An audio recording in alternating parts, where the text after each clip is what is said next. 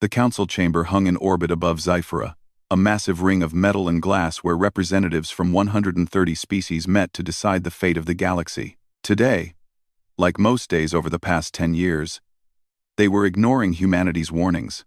Kevin Morrison stood at the human delegation's podium, his hands resting on the smooth surface as he looked out at the assembled aliens. He had given this speech 17 times before. 17 times he had presented evidence, shown data, and begged the council to take action.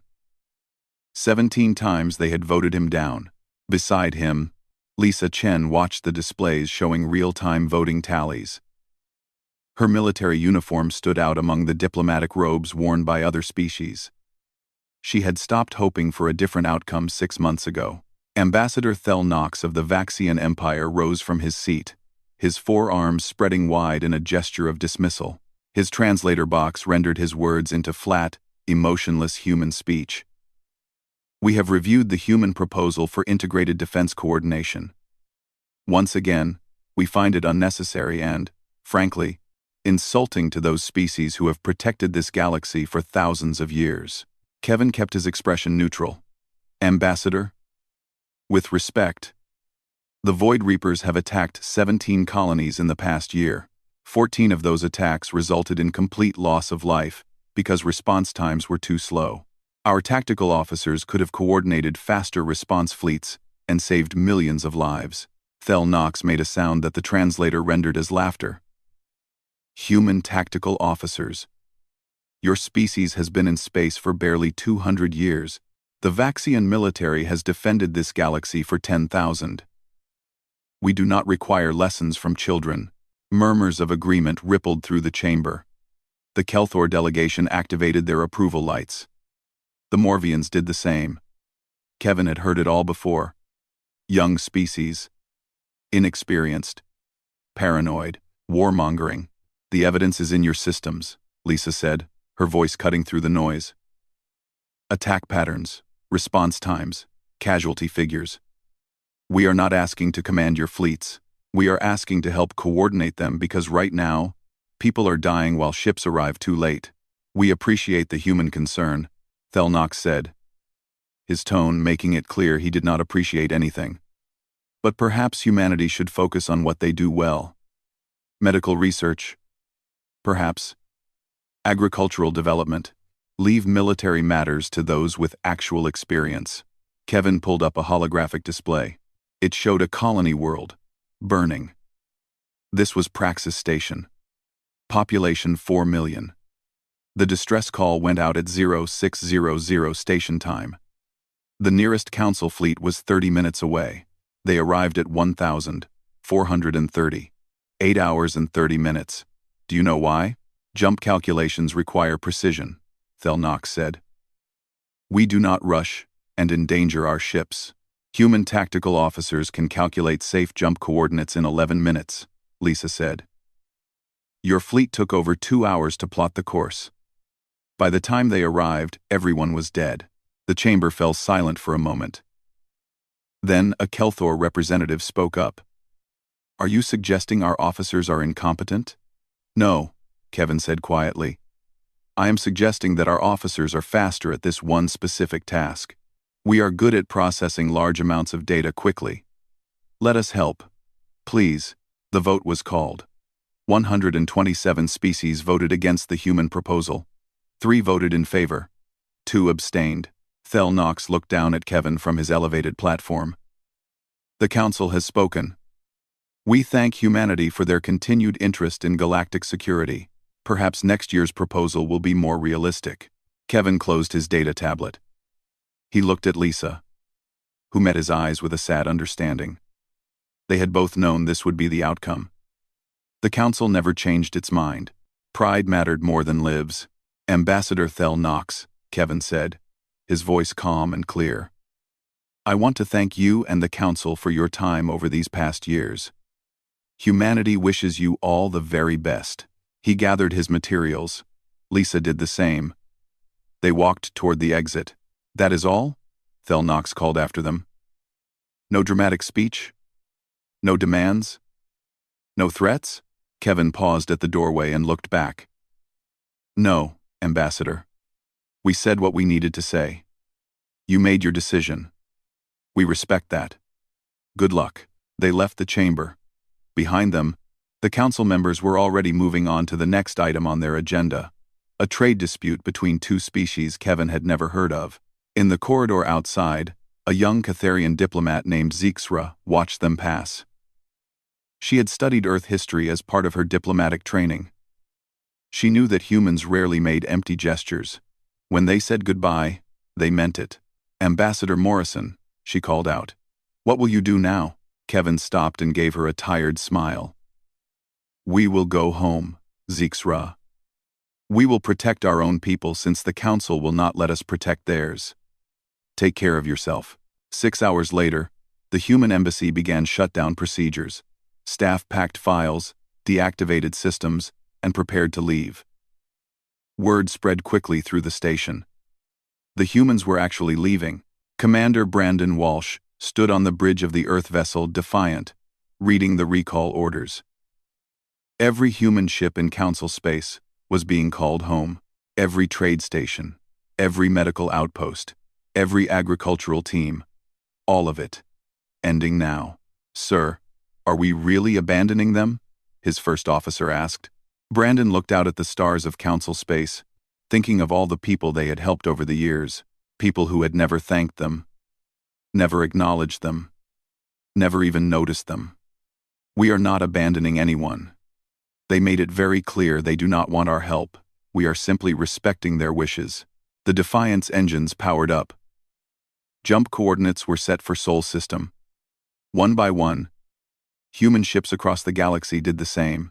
On the trade station orbiting Nexus 7, Nicole Hayes finished shutting down the logistics network she had spent 8 years building. It had coordinated shipping routes for 70% of Council trade. She wondered how long it would take them to notice what was gone. On the medical world of Thraxis Prime, Dr. Amanda Foster packed up her research. 5 years of work on adaptive plague treatments. The local staff had never bothered to learn her methods. They had assumed it was simple work, not worth their time. On the agricultural world of Prexis 4, human soil specialists boarded their transport ships. They left behind optimized fields that would produce record harvests for maybe 2 more seasons. After that, without proper treatment, yields would drop. 3 billion people depended on Prexis 4's food production. None of the humans left angry messages. None of them issued warnings. They simply packed their things and left. Quiet and professional to the end. In the council chamber, Thel Knox was giving a speech about maintaining standards and not being manipulated by emotional appeals from younger species. Most of the representatives were not even listening. The humans were gone, and life would continue as it always had. Only Zixra sat in the observation gallery, watching the displays showing human ships leaving council space. She counted them. Hundreds of vessels. Thousands of personnel. All of them leaving simultaneously. As if they had been prepared for this moment, she pulled up the records of human activities over the past decade. Trade coordination, medical research, agricultural development, disaster response, tactical analysis. The list went on and on. The humans had been busy, far busier than anyone had noticed. What have we done? She whispered to herself. No one heard her. No one was paying attention. The council continued its session, discussing matters they considered important, completely unaware that the framework holding their civilization together had just walked out the door. And in the dark spaces between the stars, the Void Reapers prepared their next attack, knowing that this time, no one would arrive in time to stop them. 2 weeks after the humans left, Ambassador Thel Knox gave a speech to the council about maintaining diplomatic standards.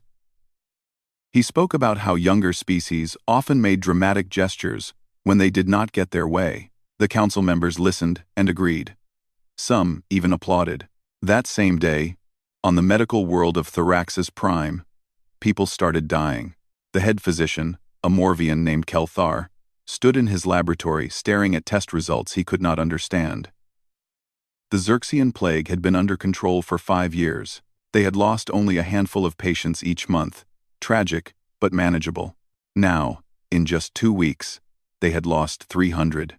The treatment is not working, his assistant said, stating the obvious. Kelthar pulled up the medical records, searching for answers. He found files from Dr. Amanda Foster, the human researcher who had worked in the adjoining lab. He had never paid much attention to her work. She had been quiet, always buried in her research, never demanding recognition. He opened her files. What he found made his blood cold. Amanda had not been maintaining the existing treatment. She had been developing new treatments every 3 months, adjusting for mutations in the plague strains. Her notes showed predictions about resistance patterns, formula modifications, preemptive adjustments. The work was brilliant and complex. And now she was gone. Can we reproduce her work? Kelthar asked. His assistant looked at the formulas filling the screens. I do not know where to begin. By the end of the week, the death toll reached 2,000. Kelthar sent an urgent message to the council requesting help. He received an automated response thanking him for his communication. On Prexis 4, Governor Ralik walked through fields that should have been full of healthy crops. Instead, he saw plants turning yellow, soil that looked drier than it should, and pest damage that had not been a problem in years. What happened? He demanded of his agricultural staff. The humans are gone, one of them said simply. They were doing something to the soil. We thought they were just checking it, making sure everything was fine. We did not realize they were treating it. Ralik pulled up production forecasts. Current yields were down 18% from projections. Next season's estimates were worse. He accessed the human agricultural team's files and found detailed logs of treatments, pest management protocols, and soil optimization schedules. The work had been complex and time-consuming. The humans had spent hours every day maintaining the fields.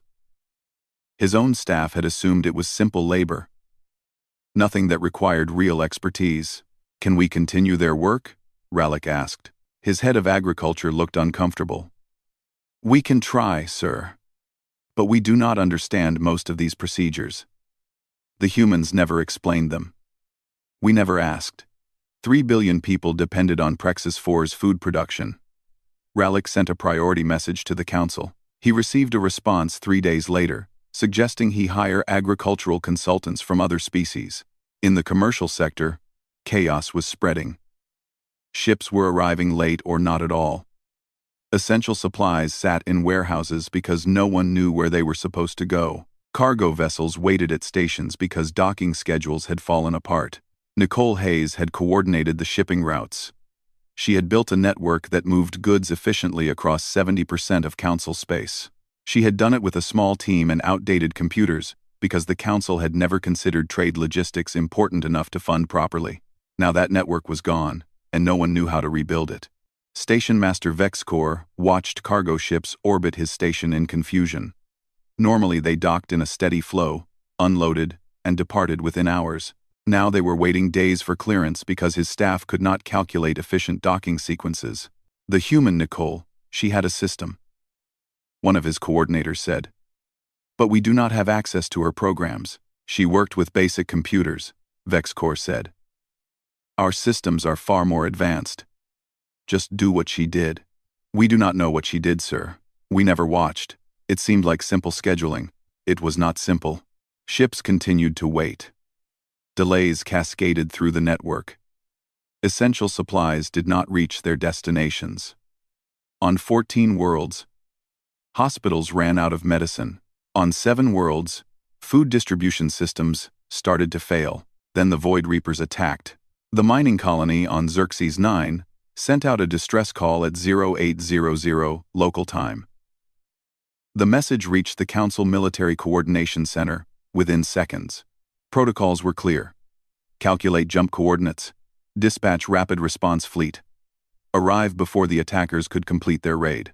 The coordination officer on duty was a Vaxian named Trelkos. He had 2 decades of experience. He began calculating jump points immediately. 2 hours later, he was still calculating. The rapid response fleet waited at their positions, ready to jump the moment coordinates were confirmed. But the calculations were complex. Multiple ships, different starting positions, a destination in an area with gravitational anomalies. It required precise work. At 1,200, Trelkos sent the coordinates. The fleet jumped. They arrived at Xerxes 9 at 1,430. The colony was silent. 4 million people dead. The Void Reapers were gone.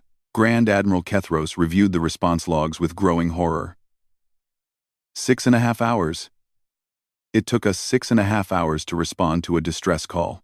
The calculations were difficult, sir, Trelkos said defensively. The gravitational fields in that sector require careful plotting. Kethros pulled up historical records. He found 53 similar emergency responses over the past decade. Average response time: 47 minutes from distress call to arrival. Every single one had been coordinated by human tactical officers. How were the humans calculating jumps so quickly? Kethros demanded. I do not know, sir. I assumed they had special computers.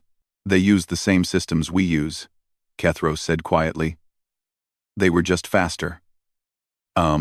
He dug deeper into the records. What he found shocked him. Human officers had been running the entire rapid response network. They had processed incoming data, calculated jump points, coordinated multiple fleets, and done it all fast enough to save lives. And they had done it quietly, without recognition, while council officers took credit for successful rescues. Council member Vexthor brought the problems to Thel Nox in a private meeting. He presented data on medical crises, agricultural failures, trade disruptions, and military response failures. These are temporary adjustments, Thel Nox said. Other species will fill the gaps the humans left. What gaps? Vexthor demanded. The humans were not filling gaps. They were holding everything together. Do you understand what I am saying? They were not helping us. We were depending on them completely. And we never even noticed. That is absurd. Humanity is a minor species. They have been in space for barely 2 centuries. And in those 2 centuries, they became essential to council operations. Vexthor pulled up statistics. They coordinated 70% of our trade. They ran our emergency response network. They maintained medical research on 12 worlds. They optimized agriculture on 19 planets. They did work that no one else wanted to do, because it was boring and tedious and did not bring glory. Thel Nox looked at the data. He had seen these numbers before but had never connected them. The humans had been busy. Unnaturally busy. They had taken on work that should have required thousands of personnel with just hundreds. They had done it efficiently and quietly.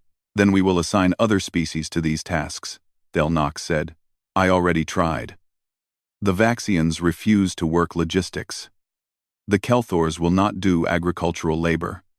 The Morvians consider medical research beneath their senior scientists. Everyone wants to be an admiral or an ambassador. No one wants to coordinate shipping schedules or test soil samples. Then, offer more pay, higher status. It is not about pay, Vexthor said. The humans were not doing this work because they were paid well. They were doing it because it needed to be done and no one else would do it. That night, Zixra sat in her small office reviewing files. She had spent 2 weeks investigating human activities in council space. What she discovered terrified her. Humans had been present at, or responded to, 93% of all emergency situations over the past decade. They had provided medical support on 37 worlds. They had optimized trade routes that moved food, medicine, and supplies to hundreds of billions of people. They had quietly fixed problems, prevented disasters, and saved lives, and the council had never acknowledged any of it. She thought about Kevin Morrison's last words. We will protect our own people, since the council will not let us protect theirs. The council had not just rejected human help, they had rejected the people who had been holding their civilization together. And now, with those people gone, everything was falling apart. Zixra looked at her screen, at the growing list of crises spreading across council space.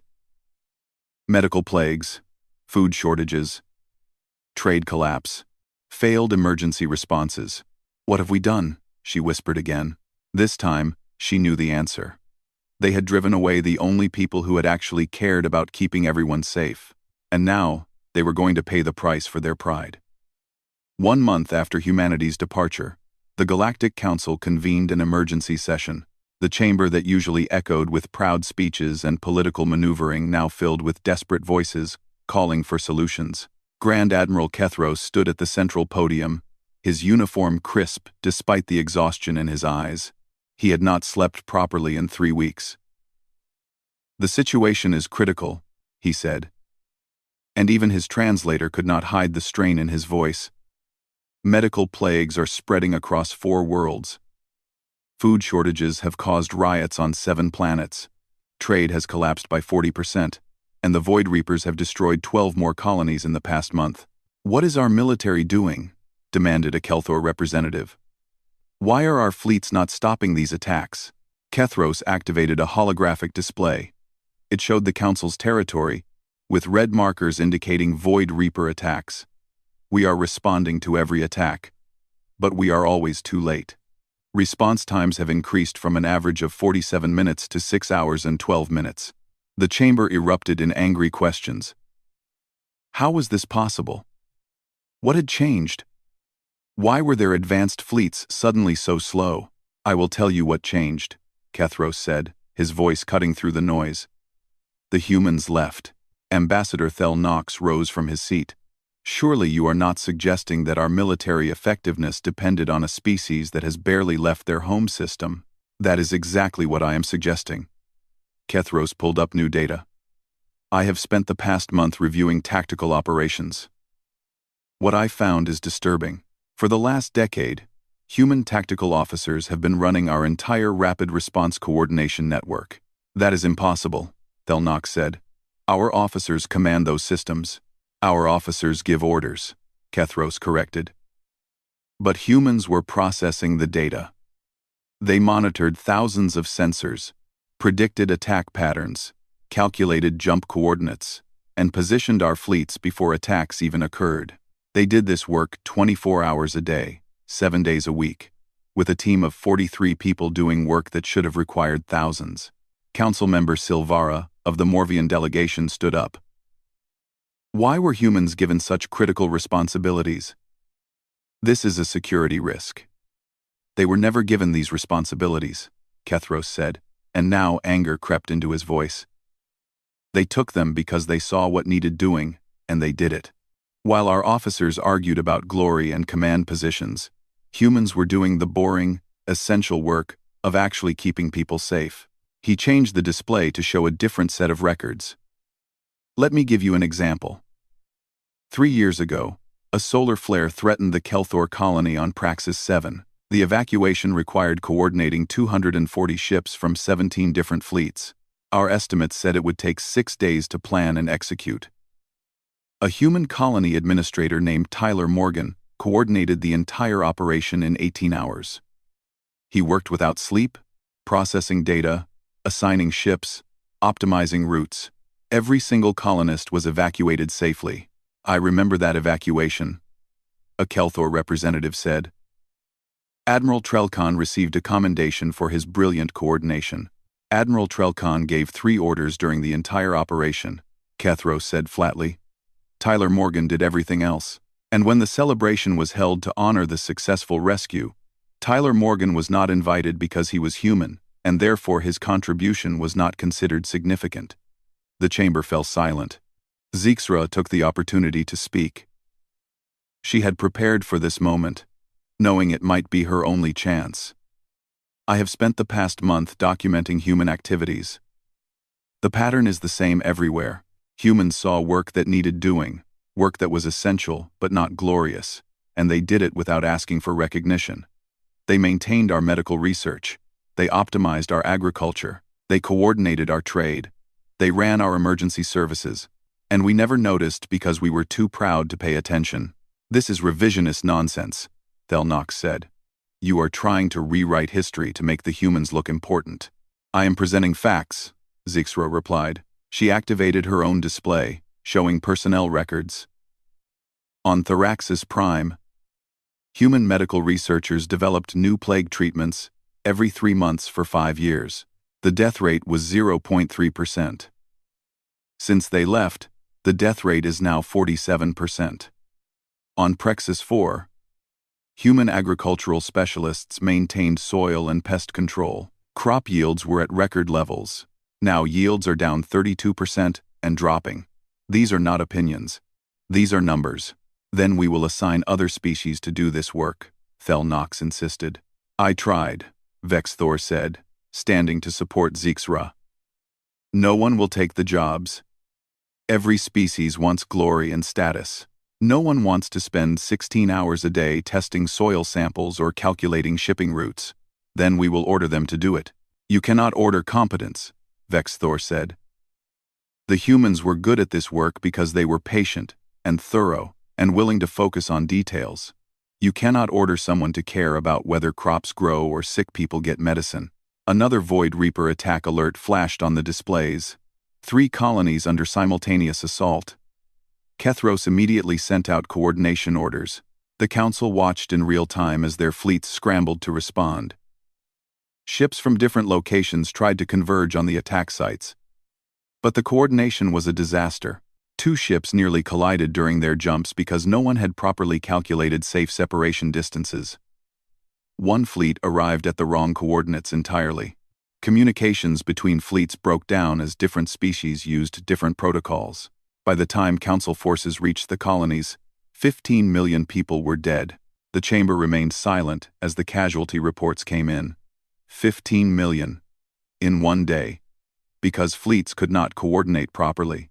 This is what we have lost, Kethros said quietly.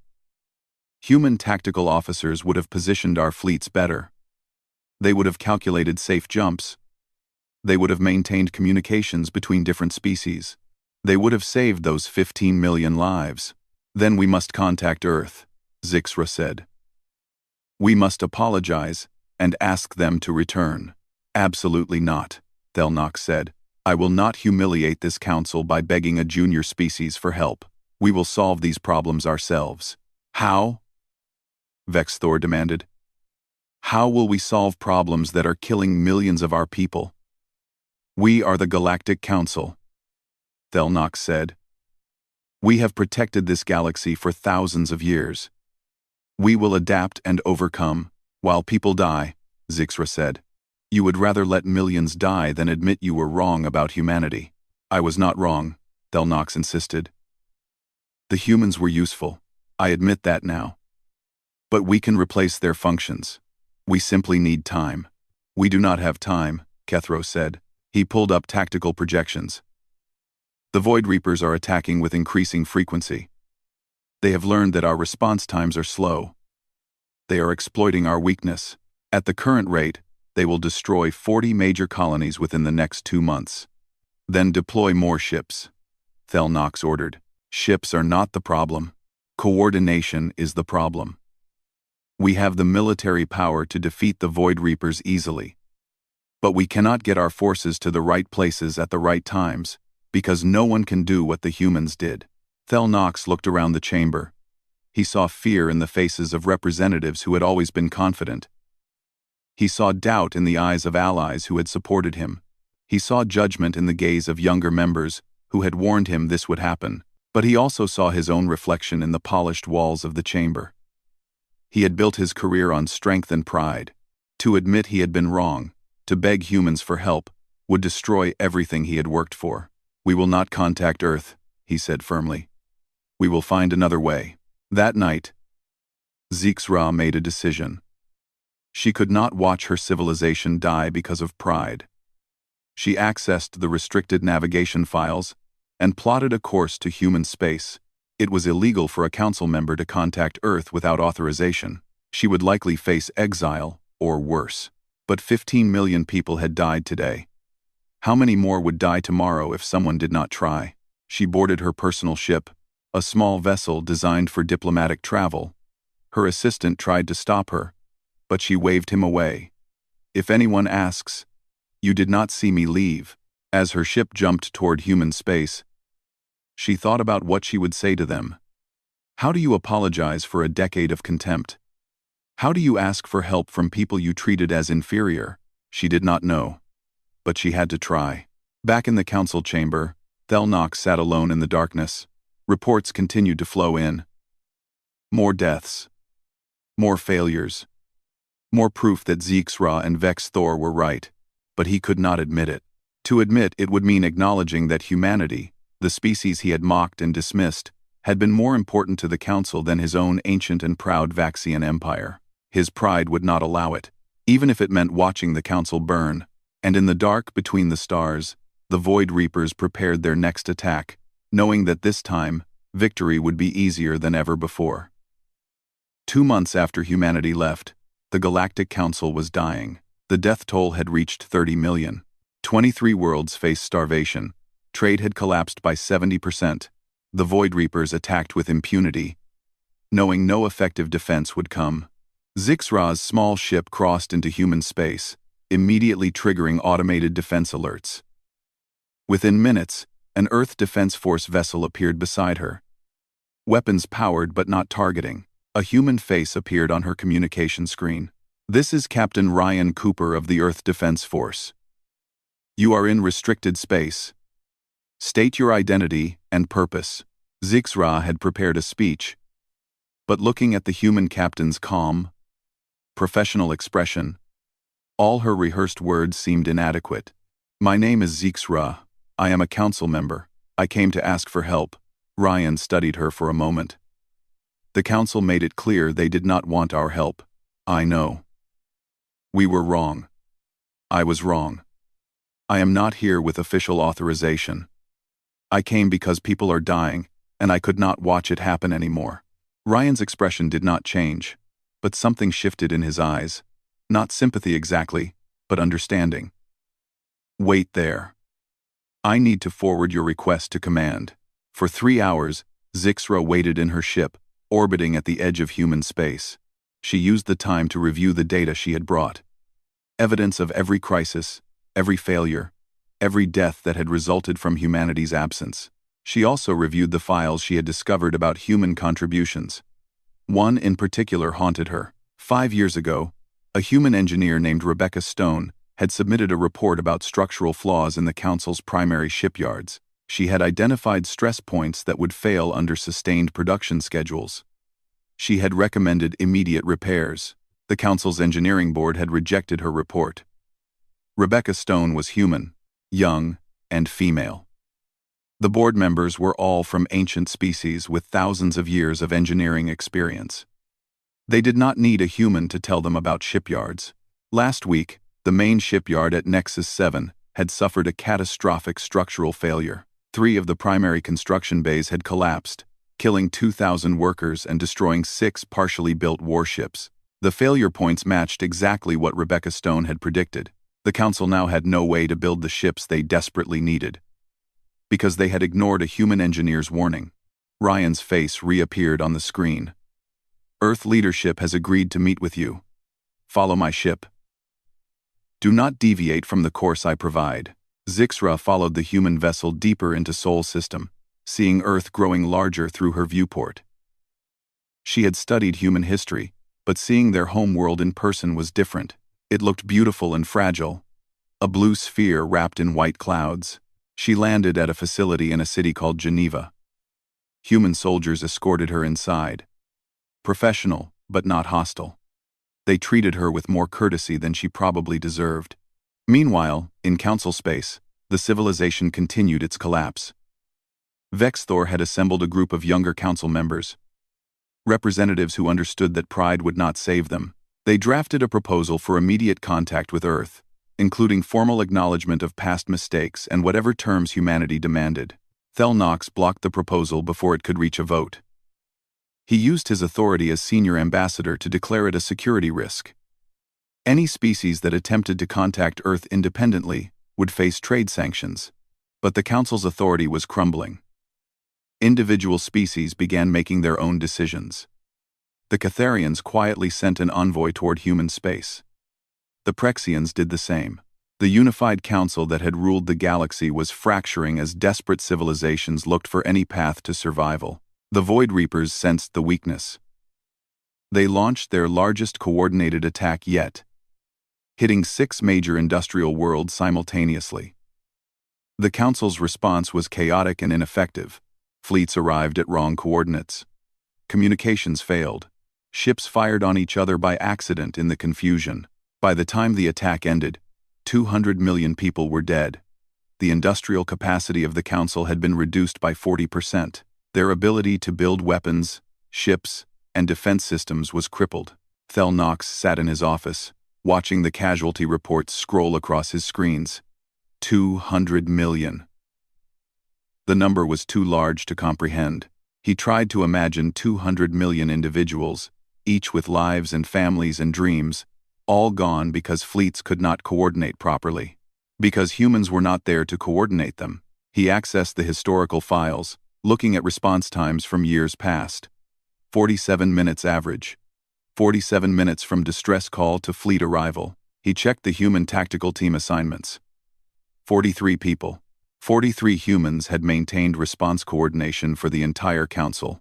43 people had been worth more than all the Council's admirals combined. He thought about Kevin Morrison's last words. We will protect our own people since the Council will not let us protect theirs. Not an insult. Not a threat. Just a statement of fact. The Council had forbidden humans from protecting Council citizens. So humans left to protect their own. It was logical. It was reasonable. It was not humanity's fault that the Council could not function without them. Thel Knox pulled up Kevin Morrison's file. The human had served as ambassador for 8 years. In that time, he had submitted 137 proposals, all of them practical and focused on saving lives. The Council had rejected 134 of them. 3 proposals had passed, all minor administrative matters that no one cared about. Kevin Morrison had spent 8 years trying to help people who did not want his help. And Thel Knox had been one of the loudest voices dismissing him. On Earth, Zixra stood before the human assembly. The chamber was smaller than the Council's grand meeting hall. But somehow it felt more serious. These humans were not here for show. They were here to make real decisions. President Jennifer Cole sat at the center, flanked by advisors. General Nathan Price, commander of the Earth Defense Force, sat to her right. Others whose names Zixra did not know filled the remaining seats. You have asked to address us, President Cole said. We are listening. Zixra had prepared her speech carefully. But standing there, looking at these humans who had every right to refuse her, she abandoned the diplomatic language. We were wrong, she said simply. The Council treated humanity with contempt. We dismissed your warnings. We rejected your help. We mocked your contributions, and now our civilization is dying because of our pride. She activated her data display, showing the numbers. 30 million dead from medical plagues that human researchers could have controlled. Food shortages affecting billions because human agricultural specialists are gone. Trade collapse because human coordinators maintained the networks. 200 million killed in recent attacks because human tactical officers are not there to coordinate our defenses. The humans listened in silence. Their faces showed no emotion, neither satisfaction nor sympathy. They simply listened. I am not here with official authorization, Zixra continued. Ambassador Thel Knox refuses to contact Earth because he considers it humiliating. But I watched 15 million people die in a single attack because our fleets could not coordinate. I could not watch more people die because of pride. What exactly are you asking from us? General Nathan Price asked. Help, Zixra said. Whatever terms you demand, whatever price you require, just please help us. We cannot survive without you. We understand that now. President Cole leaned forward. You understand that now. After 30 million dead, after your civilization is collapsing, where was this understanding 10 years ago when Ambassador Morrison first warned you about the Void Reapers? Where was it 5 years ago when your shipyards ignored Rebecca Stone's safety warnings? Where was it 1 month ago when we left? It was not there, Zixra admitted. We were blind and arrogant. We believed our ancient civilizations were superior to humanity, simply because they were old. We were wrong. And if we help you, President Cole said, if we save your council and defeat the Void Reapers, what happens next? Do we go back to being dismissed and ignored? Do we continue doing essential work while others take credit? Do we remain the servants of species who consider themselves our superiors? No, Zixra said firmly. That cannot happen again. If humanity returns, it must be as equals. Full council status with real authority.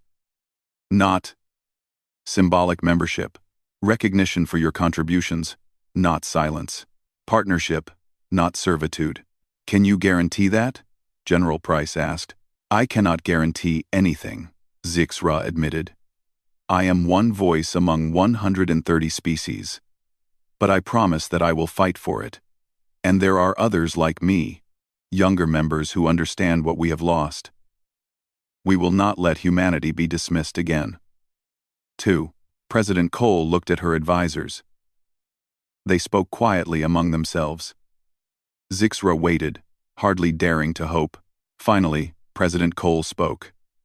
The Earth Assembly will debate your request. You will have an answer within 24 hours. Until then, you are welcome to remain as our guest. It was not acceptance. But it was not refusal. Zixra bowed deeply. A gesture of respect her species rarely offered. Thank you for listening. That is more than we deserved. As she was escorted to guest quarters, she allowed herself a small hope. The humans had not said no. They were considering helping the people who had scorned them. Maybe humanity really was better than the species who had dismissed them. Maybe compassion was stronger than pride. She would know tomorrow. The Earth Assembly debated through the night. Zixra could not sleep. So she stood at her window, watching the lights of Geneva below. Somewhere in the buildings around her, humans were deciding the fate of the galaxy. President Jennifer Cole listened to arguments from both sides. General Nathan Price spoke for caution. Our forces are limited. We barely have enough ships to defend our own colonies. If we spread ourselves across council space, we leave Earth vulnerable. The Void Reapers will eventually target us whether we help or not, another advisor argued. Better to fight them now with allies than later alone. What allies? Price countered. The Council spent a decade treating us as inferior. Why should we risk our people for civilizations that gave us nothing but contempt? Because we are better than that, a young representative said. We are better than those who wronged us. That is what makes us human. The debate continued for hours. Some argued for helping on moral grounds, that billions of innocent people should not die for their leaders' mistakes.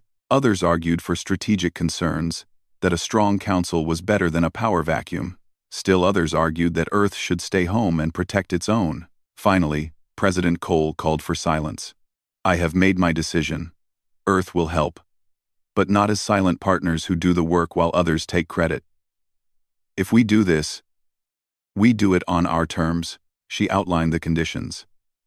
Full acknowledgement of humanity's past contributions. Equal status in all council decisions. Complete cooperation with human tactical coordination. Public apology from those who dismissed human warnings about the Void Reapers.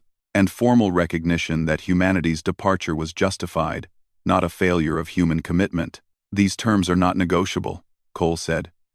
The Council can accept them or refuse them, but we will not return to being taken for granted. At dawn, Zixra received the message. She read the terms carefully, knowing that many council members would resist, but she also knew they had no choice. She sent an immediate response, accepting humanity's terms on behalf of those council members who understood necessity. Then she sent a second message to Vex Thor, outlining what Earth demanded. The response in council space was explosive. Vex Thor and the younger members immediately accepted. They began broadcasting human terms across all council channels, bypassing Thel Nox's authority entirely. Individual species started responding directly to Earth. The Catharians accepted. The Prexians accepted. The Morvians, seeing their traditional allies break ranks, reluctantly accepted. Species after species chose survival over pride. Thel Nox watched his authority collapse in real time. He issued orders that were ignored. He threatened sanctions that nobody feared. The unified council he had led was fragmenting, and there was nothing he could do to stop it. Finally, In his empty office, Thel Knox accessed a secure channel to Earth. President Cole's face appeared on his screen. "Ambassador," she said, her tone neutral. "I wish to formally accept your terms on behalf of the Vaxian Empire," Thel Knox said. Each word felt like swallowing broken glass. "And to offer an apology for my role in dismissing humanity's contributions and warnings." "Do you mean it?" Cole asked bluntly. "Or are you simply doing what survival requires?" Thel Knox could have lied. He could have offered diplomatic words about mutual understanding. But he was tired of lies. "I mean it," he said quietly. "I spent 10 years dismissing Kevin Morrison's warnings because I believed our ancient civilization knew better than a young species. I was wrong. My pride killed millions of people. I will carry that guilt for the rest of my life." Cole studied him for a long moment. "Apology accepted, Ambassador. Now let us focus on stopping more people from dying." Within 6 hours, human ships began arriving in Council space. Not as a grand rescue fleet with banners flying, but as professionals arriving to do a job. Captain Ryan Cooper led the first wave, his vessel, the Defiant, taking position at the primary Council Coordination Center. Human tactical officers took their positions without ceremony. They plugged into the networks they had built, accessed the systems they knew better than anyone else, and got to work. Within minutes, response times began improving. Dr. Amanda Foster returned to Thoraxis Prime. She walked into her old laboratory where Kelthar and his team were struggling with the plague mutations. She said nothing about the past 2 months. She simply looked at their data, made corrections, and began teaching them her methods properly this time. On Prexis 4, human agricultural specialists returned to the failing fields. Governor Rallick met them personally, apologizing for not appreciating their work before. They accepted his apology and got to work, showing his staff every step of their treatments, so the knowledge would not be lost again. Nicole Hayes returned to the Trade Coordination Center. The staff there had spent 2 months failing to maintain her network. She looked at their attempts, said nothing critical, and simply began rebuilding what had been lost while teaching them how it actually worked. The Void Reapers, sensing the return of coordinated defenses, launched their largest assault yet. 50 attack fleets converged on Council space simultaneously, intending to break the defenders through sheer, overwhelming force. But this time, human tactical officers were watching. They saw the attack developing hours before it arrived. They positioned Council fleets with precision, calculated jump coordinates that allowed rapid response, and maintained communications between different species. Captain Ryan Cooper coordinated the defense from his command center. Ships from 30 different species followed his tactical directions without question, not because he was human, but because he knew what he was doing. The battle lasted 16 hours. It was brutal and costly. Human ships took heavy casualties protecting Council vessels. But the defense held. Every single Void Reaper fleet was destroyed or driven back. For the first time in months, the Council won. Thel Knox watched the battle displays from his office. He saw human ships moving to protect Vaxian vessels, taking fire meant for his people. He saw human tactical officers saving the fleets of species who had mocked them. He thought about Tyler Morgan, working 18 hours without sleep to evacuate Kelthor colonists, then being excluded from the celebration. He thought about Rebecca Stone's warnings being ignored because she was human. He thought about Kevin Morrison spending 8 years trying to save people who would not listen. Humanity had every reason to refuse help, every reason to watch the Council burn. But they came anyway, because watching people die was not something humans could accept. 3 days after the battle, a memorial service was held for all those lost during the crisis.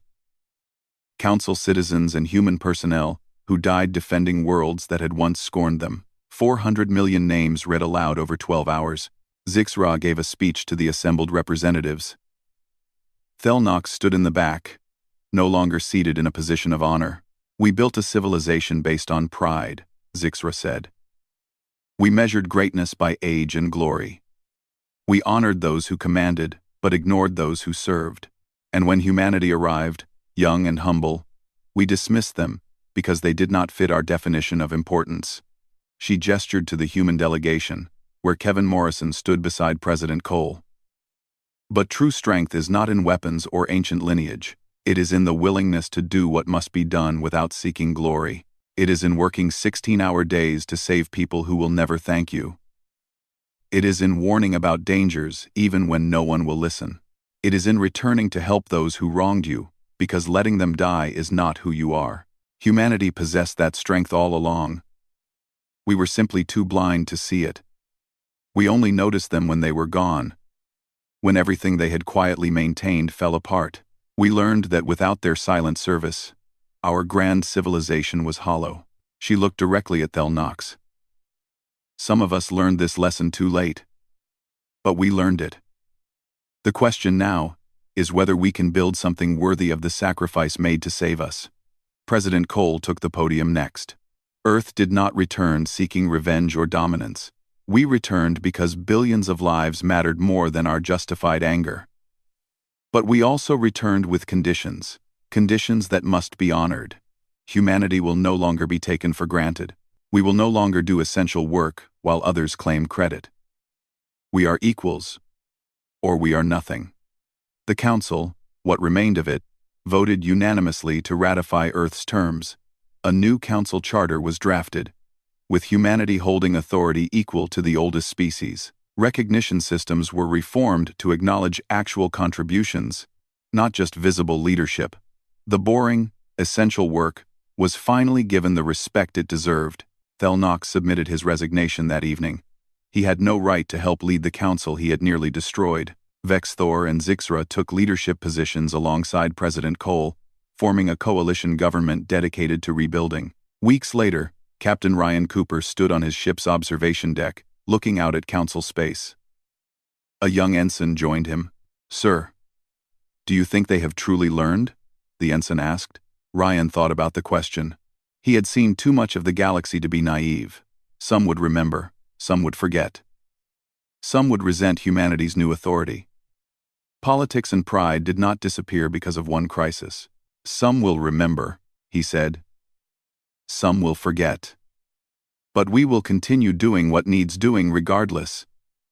We will coordinate their fleets because it saves lives. We will maintain their medical research because people deserve not to die from preventable plagues. We will optimize their agriculture because billions need to eat. Even after how they treated us? Especially after how they treated us, Ryan said. Because that is who we are. We help not for recognition or gratitude. We help because it is right. The council learned that without us, everything fell apart. Maybe that lesson will stick, maybe it will not. But either way, the work still needs doing. The ensign looked thoughtful. That seems like a hard way to live, sir. Always working without guarantee of respect. Ryan smiled slightly. It is the human way. We see what needs doing, and we do it. Let others argue about glory and status. We will be busy, keeping everyone alive. On Earth, Kevin Morrison sat with Lisa Chen in a quiet cafe. They had both returned to their positions, Morrison as ambassador to the Reformed Council, Chen as military liaison. The work continued, as it always had. Do you think we made the right choice? Lisa asked. Coming back to help them? Kevin thought about the 400 million who died before humanity returned.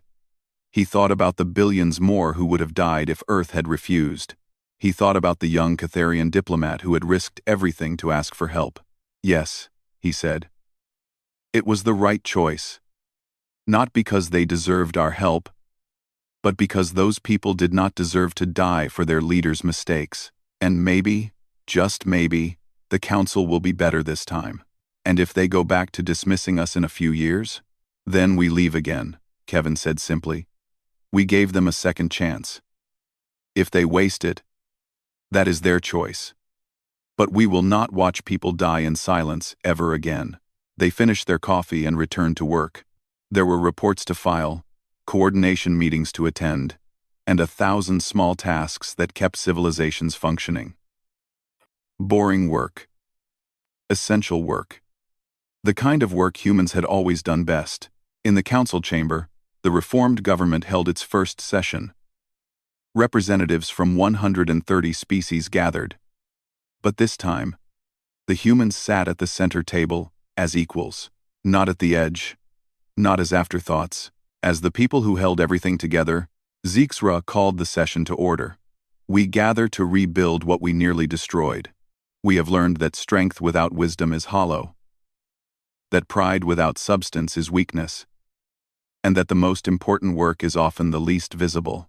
We learned these lessons at a cost of 400 million lives. Let us ensure we never forget. The Council voted on its first measure, a monument to those who died during the crisis, including the human personnel who gave their lives defending people who had scorned them. It passed unanimously.